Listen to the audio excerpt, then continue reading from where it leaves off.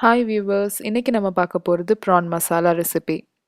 First ஒரு mixer கிரைண்டரில் ஒரு பெரிய தக்காளி எடுத்து இந்த மாதிரி நறுக்கி போட்டிருக்கேன்.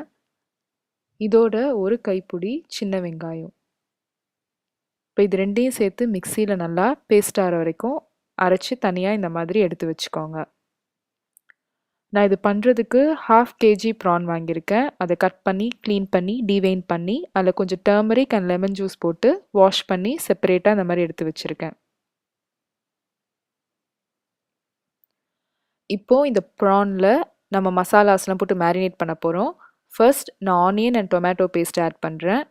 இதோட உப்பு தேவைக்கேற்ப, chilli powder 1.5 tablespoon add பண்ணுறேன்.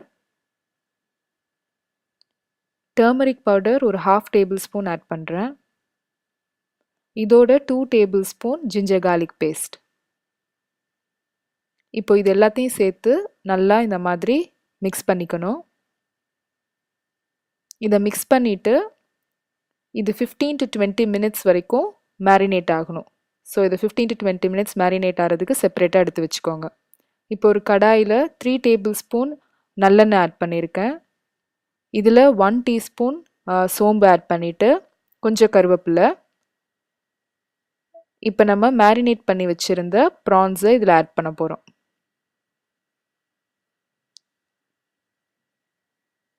இப்போ ஃப்ளேமை வந்து ஹை ஃப்ளேமில் வச்சு ஒரு 2 to 3 மினிட்ஸ் நல்லா இதை குக் பண்ணணும்.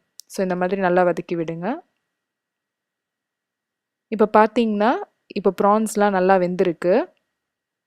இப்போ இந்த ஸ்டேஜில் நான் வந்து ஒரு 1/4 cup coconut milk, fresh coconut milk add பண்ணுறேன். இதோட ஒரு கைப்பிடி கொத்தமல்லி ஆட் பண்ணுறேன். இதை நல்லா இந்த மாதிரி மிக்ஸ் பண்ணிக்கோங்க. இதில் 2 tablespoon tamarind juice add பண்ணுறேன். இதையும் சேர்த்து நல்லா வதக்கிக்கோங்க. லாஸ்ட்டாக கொஞ்சம் பெப்பர் தூவி ஒரு 8 மினிட்ஸ் இது குக் ஆனால் போதும், நம்ம ஸ்டவ்வை டர்ன் ஆஃப் பண்ணிடலாம். இப்போது சுவையான ப்ரான் மசாலா ரெடி ஆயிடுச்சு.